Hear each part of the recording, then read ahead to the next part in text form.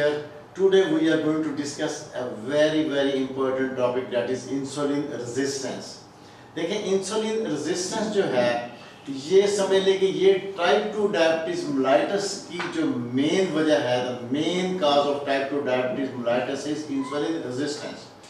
अगर हम insulin resistance को अंडरस्टैंड कर लेंगे तो हमें अपनी शुगर को और टाइप 2 डायबिटीज मेलाइटस को मैनेज करना इंतहाई आसान हो जाएगा. ठीक है. वैसे तो इसकी इंसुलिन रेजिस्टेंस की जो वजूहात है, जो साइंटिफिकली अगर हम उसकी डिटेल में जाएं तो is a difficult, very difficult topic. ठीक है. तो उसको आप लोगों को अंडरस्टैंड करने में काफ़ी दिक्कत होगी. And my aim is not to teach the medical student, I am here to give the information and to teach the common people. Okay, ताकि आम जो बंदे हैं वो अंडरस्टैंड कर लें कि ये मामला क्या है. ठीक है. देखिए इंसुलिन वो हार्मोन है कि जब भी हम ग्लूकोज इस्तेमाल करेंगे या जब भी हम कुछ खाएंगे तो उसको जिस्म के जो ब्लड है, खून के अंदर जब ग्लूकोज की मिक़दार बढ़ती है तो उसको कम करने के लिए जो है वो हार्मोन जो सिक्रीट करता है पैंक्रियाज, दैट इज इंसुलिन. ठीक है. तो इंसुलिन का जो फंक्शन है ये ग्लूकोज की ट्रांसपोर्ट में बड़ा अहम किरदार अदा करता है.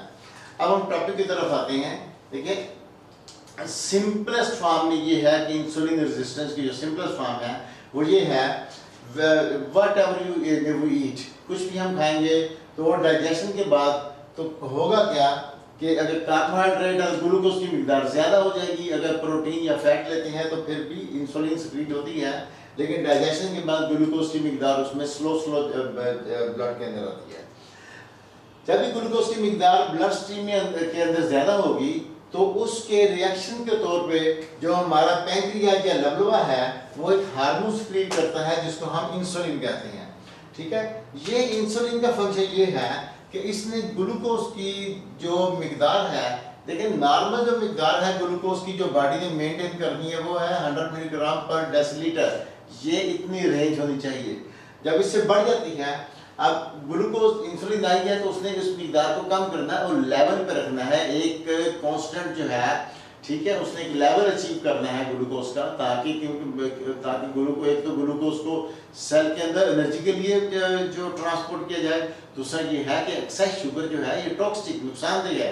इस वजह से इंसुलिन हार्मोन का ये काम है.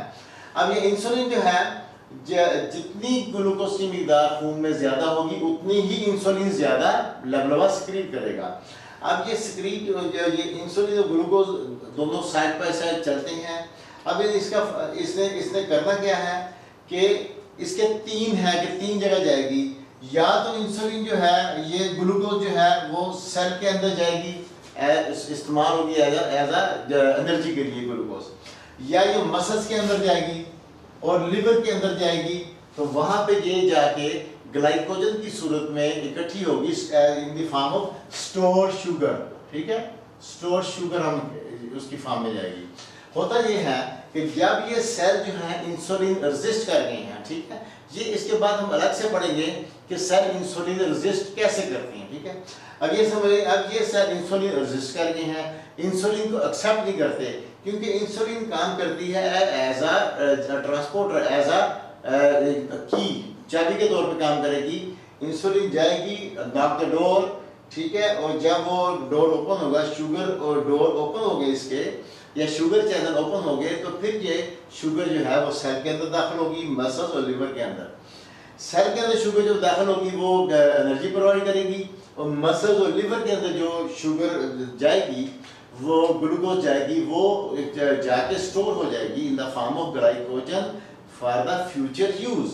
ठीक है. वो जब हम कुछ नहीं खाते तो जो एनर्जी दरकार है तो वो जो है वापस इसमें से जो ग्लूकोज दोबारा जो शुगर ब्रेक होके, ठीक है, ग्लाइकोजन जो है दोबारा टूट के ग्लूकोज में कन्वर्ट हो जाएगी और एक खास जो लेवल जो है ग्लूकोज का मेंटेन करेगी खून के अंदर. अब जब ये सब रेजिस्ट कर गए हैं तो अब क्या करेंगे, ये इंसुलिन जो रिसेप्टर रेजिस्ट कर गए हैं, इंसुलिन को एक्सेप्ट नहीं कर रहे उसके सिग्नल्स को, तो क्या होगा, तो ना सेल के अंदर ग्लूकोज पहुंचेगा और ना ही ग्लूकोज स्टोर होगा मसल्स और लिवर के अंदर. ठीक है. ना सेल के अंदर ग्लूकोज जाएगा, ना मसल्स और लिवर के अंदर ग्लूकोज स्टोर होगा. अब इससे होगा क्या, देखिए जब जब ग्लूकोज स्टोर नहीं होगा लिवर के अंदर और मसल्स के अंदर, तो हमें जब बीच में जब हम खाना नहीं खाते उस वक्त जो ग्लूकोज चाहिए होता है लेवल मेंटेन करने के लिए, अब वो नहीं होगा, ठीक है, क्योंकि स्टोर जो है वो हमारे पास शुगर मौजूद नहीं है।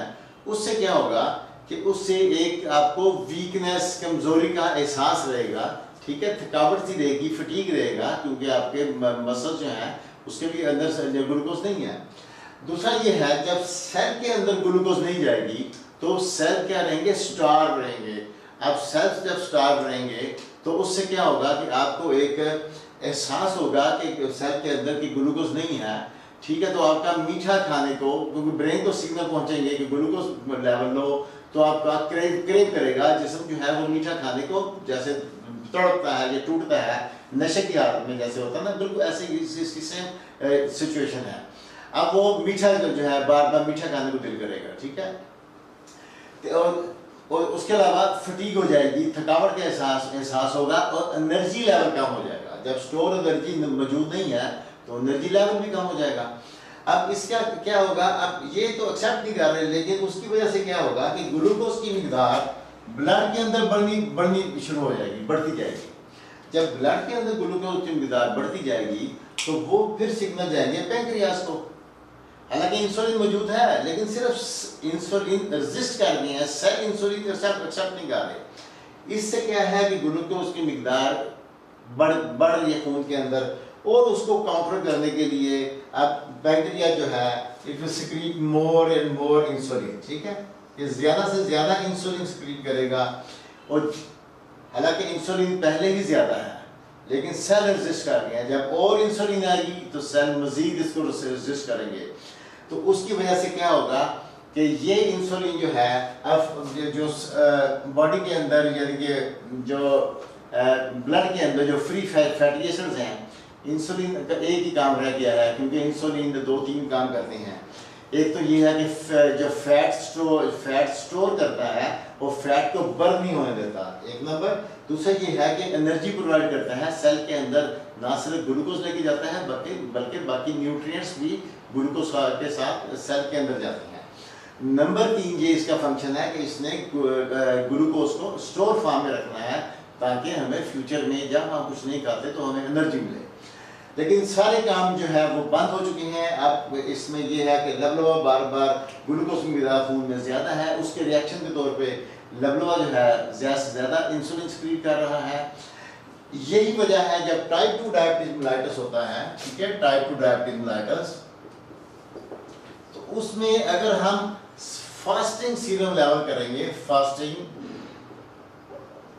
इंसुलिन लेवल जो चेक करेंगे, इंसुलिन लेवल, तो वो देखेंगे कि 7 टाइम मोर होगा, 5 to 7 time more than the normal, ठीक है।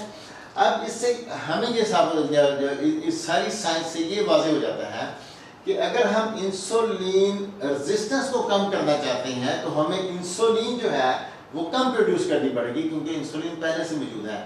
उसका ये क्या है कि आपने कार्बोहाइड्रेट्स जो पहले से ही ग्लूकोज की मिकदार, क्योंकि पहले से खून में ज़्यादा है, एक तो कार्बोहाइड्रेट जो है वो आपने इस्तेमाल करने, बिल्कुल ड्रैग शुगर जो है, कोल्ड ड्रिंक्स और ऑल द स्वीट थिंग जितने भी हैं, इसमें है केक, पेस्ट्री, पास्ता, ठीक है, कोल्ड ड्रिंक्स, एनर्जी ड्रिंक्स, सब के सब कंप्लीट बंद करने पड़ेंगे, एक नंबर। दूसरे नंबर पे जो मसल्स हैं वो वीक हो रहे हैं, उसके लिए एक्सरसाइज करनी पड़ेगी।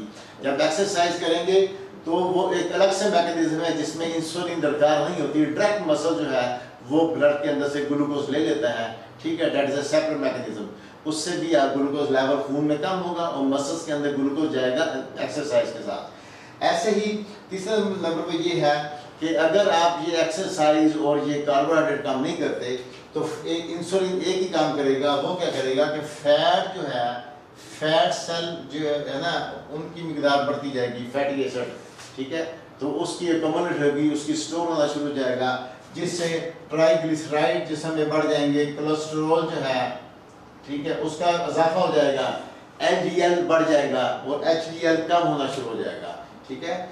ये है इंसुलिन रेजिस्टेंस। अगर हम अगली वीडियो, नेक्स्ट वीडियो में हम इसको दोबारा डिस्कस करेंगे कि इंसुलिन रेजिस्टेंस पैदा कैसे होता है, वजह क्या है इसकी। Okay, thanks for watching, see you in the next video.